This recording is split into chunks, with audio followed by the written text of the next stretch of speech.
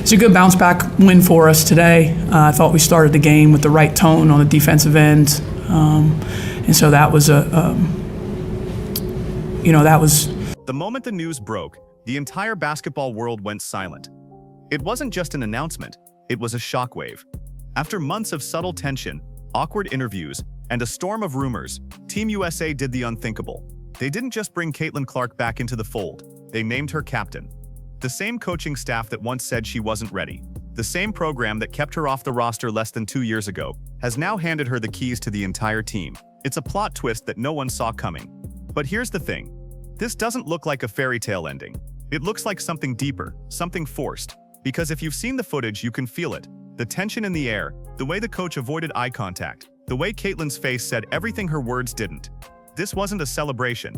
It felt more like a chess move. Just a year ago, the narrative was completely different. The coach was talking about experience, about paying dues, about how no player was bigger than the program. The veterans nodded along, and the message was clear. Caitlin would have to wait her turn. Now, with no warning, that same coach is suddenly announcing her as the new leader of Team USA? Something doesn't add up. It's too sudden, too polished, too staged. And when things move this quickly in sports, it usually means one thing. Pressure. Not from the locker room, but from the people above. Because if there's one thing everyone agrees on, it's that Caitlin Clark changed the game. When she arrived, ratings skyrocketed, merchandise sold out, and packed arenas became the new normal. The WNBA's viewership exploded, and sponsors took notice. But Team USA? They were losing steam. Without her, the buzz was fading. And according to insiders, that's exactly when the calls started coming in. Behind the scenes, this wasn't about basketball, it was about business. Reports suggest that major sponsors, broadcast executives, and federation officials stepped in and made one thing crystal clear. Caitlin Clark isn't optional anymore.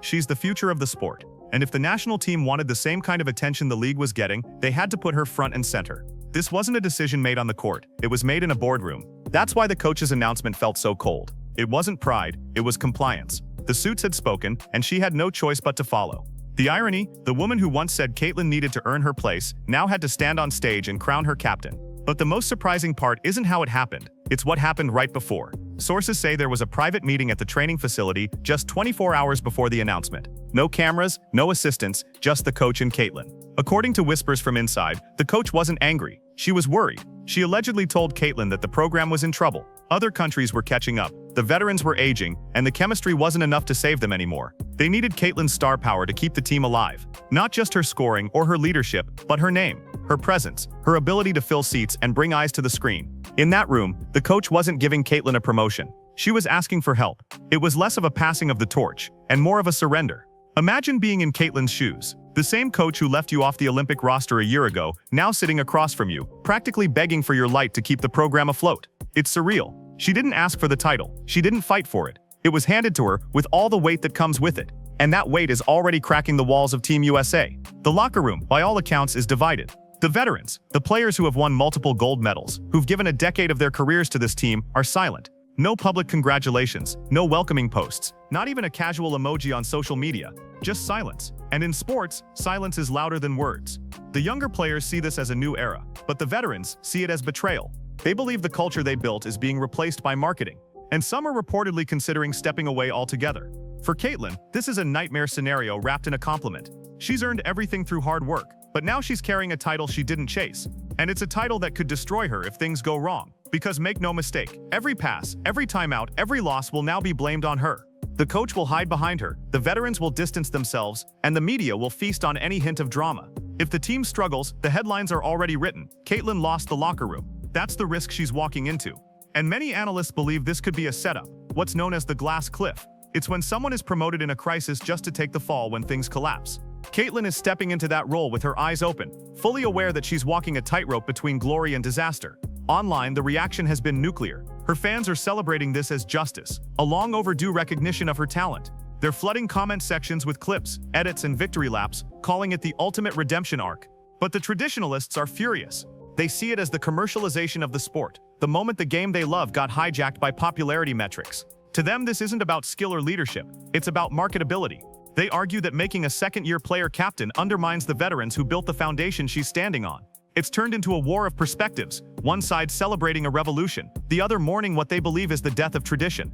And in the middle of it all stands Caitlin, trying to stay composed as the internet sets itself on fire around her name. But if you look closely at the press conference, you can see the truth hiding in plain sight. The coach barely glanced at Caitlin while reading from her notes. There were no hugs, no handshakes from the veterans, no symbolic passing of the baton. Caitlin's smile was polite but tight, her arms crossed, her responses measured. "It's an honor. I'm ready to work." The kind of line you say when you're holding back 1,000 other thoughts. The image of her sitting alone next to the coach, with the rest of the team nowhere in sight, says it all. This wasn't unity, it was survival. The Federation got the headlines they wanted, but the damage beneath the surface is already spreading. Next week, when training camp starts, the real story begins. Every practice will be filmed, every interaction analyzed. Reporters will dissect who passes her the ball, who avoids eye contact, who walks off first during drills. Lip readers will zoom in on conversations, and every mistake will be exaggerated 100 times online. Caitlin has handled pressure before, records, rivalries, media scrutiny, but this is different. This isn't pressure from fans or opponents, it's pressure from inside her own team. Leading players who may secretly resent you isn't basketball, it's psychological warfare. And no amount of scoring titles can prepare you for that. Still, there's a deeper shift happening here, one that goes beyond Team USA. This decision marks a turning point for women's basketball as a whole. It signals the start of a new era, where talent alone isn't enough. You need to be a brand. Caitlin's popularity has redefined the power balance between players and organizations. Her rise shows that marketability can now outrank seniority. That's thrilling for the next generation, but terrifying for those who've been at the top for years. Some will adapt, others won't. But one thing is clear, the game will never go back to how it was. By naming Caitlin Clark captain, Team USA made the biggest gamble in modern sports. It's a move born out of desperation, executed under pressure, and wrapped in tension. The coach gave up control, the veterans lost their hierarchy, and Caitlin inherited the chaos. Whether this becomes her crowning moment or the downfall the critics are waiting for depends on what happens next. Because if she succeeds, she'll rewrite history as the athlete who saved the program. But if she fails, she'll become the proof the old guard always wanted, that she was never ready. And that's the cruelest part of all. For Caitlin Clark, being named captain isn't just a title. It's a test, a high-stakes game where winning might still feel like losing. And that's the haunting irony behind this whole story. What looks like a victory on the surface might actually be the biggest challenge of Caitlin's career, because this time, she can't win with points alone.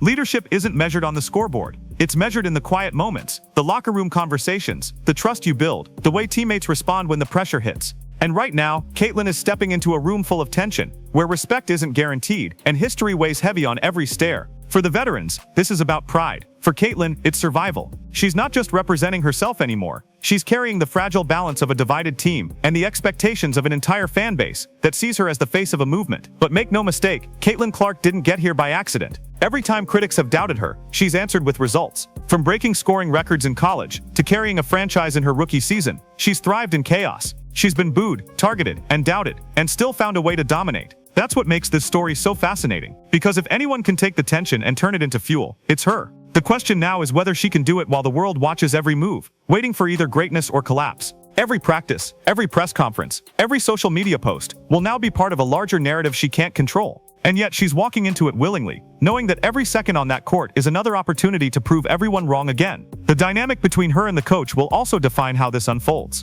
Insiders describe their relationship as professional, not personal. They communicate, but there's no warmth, no mentorship energy. That distance is dangerous. Because when conflict inevitably rises, and it will, there's no emotional bridge to fall back on. The coach may have given her the title, but she hasn't given her trust. That's a line Caitlin will have to navigate carefully. She can't afford open defiance, but she also can't be a puppet. She has to lead in a way that feels authentic without alienating her teammates or provoking her coach. It's a balancing act few athletes have ever faced on this scale, and one misstep could turn admiration into backlash overnight. And yet, in some strange way, this entire situation has made Caitlin more powerful than ever. The Federation might have named her captain to save face, but in doing so, they gave her something they can't take back: authority. Now, when she speaks, the cameras roll. When she moves, the spotlight follows. Every brand, every broadcaster, every sponsor knows she's the centerpiece of the story. The organization may have thought they were using her popularity to keep the program afloat, but it's starting to look like the opposite. She's the one carrying them. That shift in power could define the future of women's sports entirely.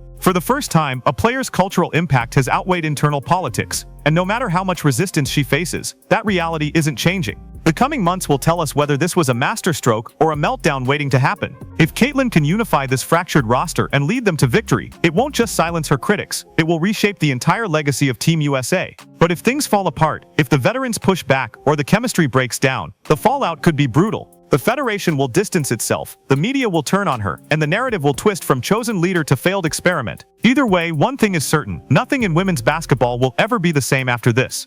Caitlin Clark didn't just get a captaincy, she inherited a revolution. And now every pass, every shot, every word she says will decide whether that revolution ends in triumph or collapse.